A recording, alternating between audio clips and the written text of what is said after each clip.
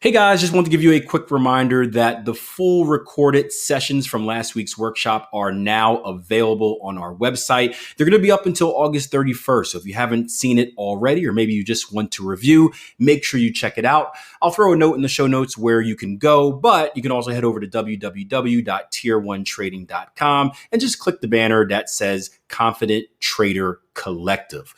Enjoy and make sure you plan accordingly because it's about 10 plus hours of training. So don't wait until the last minute.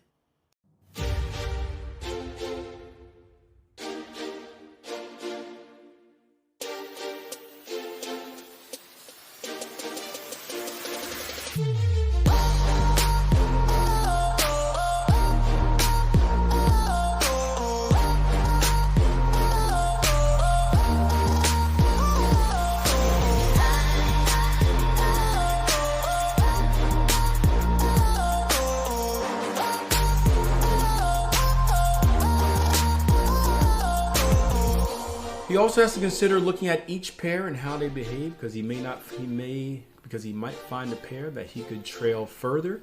And with some other pairs, he'll have to be more conservative. Yep. Each pair is going to have a different personality. Lord knows those daily chore testers have experienced that. I can't name one trader in there that hasn't been like Akil. Every time I do a filter, it works for like these two pairs, and then it makes these other 5 pairs worse. It's a great example of the different personalities that the market has.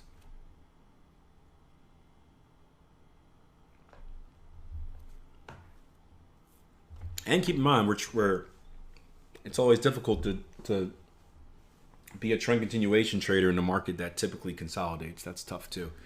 Forex market is a much more consolidative market than say like your indices or something like that, or your stocks. Lots of bouncy bounce. Darren says, if it's the daily chore, then yeah, that's the daily chore he's trading. Yep. Then maybe when the two EMAs cross, it might be an alarm bell for a rotation. Yeah, he can use other ways of trailing. The graph comparison that I showed you, that was using the ROC. It's the rock, right? It was using the ROC as a trail function. So when the ROC crosses a certain level, you automatically take it out, or you can do the same with stochastics, the MACD, EMAs.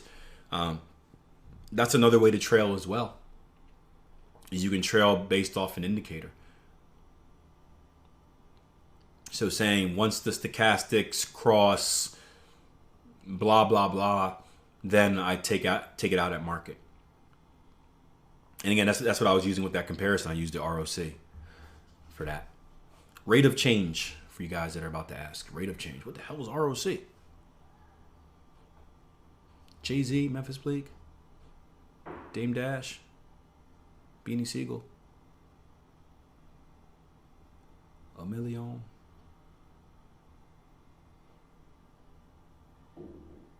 But that's another method of trailing. And what's cool, I mean, with those type of indicators, any indicator, you can tweak it to how close or far you want to trail it by. So like, let's say you're using a rate of change, or you're using a rate of change at like a 14 period. I think that's the default. It's going to give you a very big cushion before when it gives you that exit signal. So that could be similar to like, it's not going to be as big as waiting for a previous level of structure to be violated, but kind of the same thing as a bigger window, more room for the bigger trend to resume. If you use a smaller number like a 2, it's going to give you quicker signals. So it's going to trail you out a lot quicker. So if you're using indicators, the cool thing is, right, I think too many people default to the default, right? How many of you guys look at an indicator and you never change it from the default? Unless you're changing, or never change it from the default, or what Akil and Jason Greystone use. Probably not a lot of you, right? I know a lot of you don't use indicators in the first place, but typically you never change it. You're like, well, this is the default, so this must be the best. Very rarely is the default version actually the best. So this is where it goes back into kind of understanding and knowing how to read a price chart, right? Knowing how to just be a true trader in the market.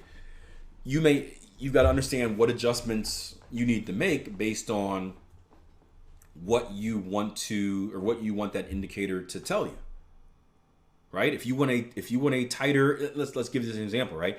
If you're using the RSI and you want quicker overbought and oversold signals because you're an aggressive trader, you've got to tighten that RSI up, right? You've got to go from an RSI 14 to an RSI 5. If you're more conservative and you're like, hey, I only want the really strong, right, the really important oversold and overbought signals, then you're going to loosen it up. You may use a 21. Same thing with your levels of oversold and overboughtness, right? Traditionally, they're 70 and 30. If you want something more aggressive, maybe you go 60-40. You want something more conservative, maybe you go 80-20. Maybe you go 90-10, right? So you're tweaking it to match what you want. I think that I think a lot of traders rely on the default because, I don't even want to say because they're lazy, but because we assume that they're the default for a reason. We assume that they're the default because that's the best way to work. And that's not true. And if we think about it, and I thought that way for the longest time, you think about it, right? If they're the default and they're the best way for it to work, the best way for who? Right? Do we all trade the same? Do we all share a same strategy and same philosophy? No, we're all different, so why shouldn't our indicators be different? Right? You guys that follow me in the live room, you know I love me some range bar charts. Ooh, baby, right? Love me some range bar charts, right? I'm much more aggressive on the range bar charts. Range bar charts where I do majority of my day trading, my trend continuation trading, right? They are in my opinion, they're a more aggressive way of looking at the market. I want more aggressive entries. I'm very aggressive on the range bar charts. Typically they're low risk, right? My stop losses are very tight, so I can be wrong a million times and be fine, right? But I use a 5-period RSI there because I'm aggressive. Like I want that signal and I want it quickly. I'm not too much worried about false signals because of just that's what I've accepted in my level of aggression. I've accepted more false signals for more opportunities to get involved in the market. You back me up to my swing trading on the 4-hour, I'm not like that. I still use a 7-period, which is I think the RSI default is 14 or 13. I want to say probably 14.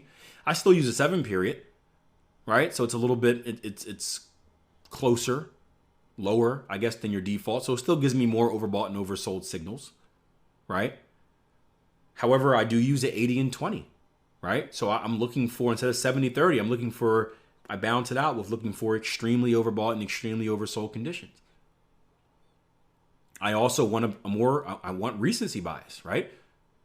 I don't necessarily care about the last 14 days, right? I want more recency bias in my decision making. So it's making that adjustment for what you want. MACD, stochastics, rate of change, whatever you're using, you can do the same. Moving averages, you can do the same thing. Bollinger Bands, Keltner channels, right? Adjust them for what you want to accomplish. Now, easier said than done, right? Especially if you're a newer trader. We're gonna pick on Ed again because I love Ed's comment where it's like, "Hey, my first week, man." Ed has no idea how to. I'm just assuming here, Ed. You never know, but I'm assuming Ed has no idea how to adjust the Keltner channel to what he wants as a trader, right? So it takes time, kind of knowing and playing around with things, and it takes a lot of trial and error. But over time, you kind of learn kind of your trading style and what you're looking for and what you prefer and what you need to see. And then you can start having a good idea of what complements it, right? Kind of like a coach working with an NBA player for a long time. Once you get him in for a few years, you start understanding what pieces to put around him, right? Give LeBron James shooters, right? Surround him with shooters. That's what he needs. He doesn't need another ball dominant person. Doesn't work, right? Surround him with shooters and people that can play defense. 3-and-D'ers, right? Darren says, also I have noticed when price starts to trade below the 50 EMA, then there's a potential of a rotation before the 20 and the 50 cross. It says stick in some numbers and we'll see what happens, right? Yeah. I mean, look, play around with it. I was doing that thing the other day, and I again with the rate of change, and I never even went that low, right? I usually go for I think a 13 has been my go-to, maybe an 8, right? And I was like, I want to trail real tight, so I went to like a 2, and I was like, okay, too tight, backing on up, too tight, hold on, too tight. So I went to a 3, and 3 worked out, right? Maybe you experiment with a 4, right? It's if you're doing some deep testing like that, it's not even a bad idea, and it's tedious. But have the same indicator up on your chart and just have different levels. So just again, sticking with the rate of change for an example, right? Have a 2, 4, and a 6 up on your chart and just compare, and look at your opportunities and be like, oh, the 2 would have saved me, but the 4 would have kept me in, but the 6 would have this, and compare until you get that feel, because you don't know. Now, the good thing is once you do it, it kind of stays in your mental log, where it's like now I can go back. Like I know what, based on what I want to accomplish, I know which indicators I should test. And once you kind of experiment with it, even if it's in a failed deal, even if you test something and it doesn't end up working, I now know where it's like, hey, if I want something that trails really, really tight, let's start off with a ROC3. So you always have it in kind of your mental log, which can be helpful in the future because you never know when you're going to need to break it back out. One of the coolest things I learned in my trading was, that RSI swap thing I do, right? That came from failed testing. I was testing something, I think, on a range bar chart, and like it didn't work out. But the one thing that I noticed was like, hey, this RSI swap thing, that part works pretty good. And I was able to implement that into my normal trading. That's why I never believe that anything's like a waste of time. I don't believe in waste of time. Like if you can learn one thing and you never know when it's going to be useful, it may pop up 5 years from now, but I don't believe experience is a waste of time. I believe experience is experience, even if it's failed experience. And one can argue you learn more from failed experiences than your successful ones, because you probably work harder during your failures to try and get something to work. But you don't notice those things until hindsight. That's the issue, right? Many people don't have the patience to wait 2 years and be like, hey, remember that thing I tried? Oh, yeah, that does work now. Many people just disregard if it doesn't work. They don't give it time. They bail. But yeah. Yep. And again, this is talking to someone with like 13 years of experience in the market. So you would ask me this 10 years ago, would have been a difference.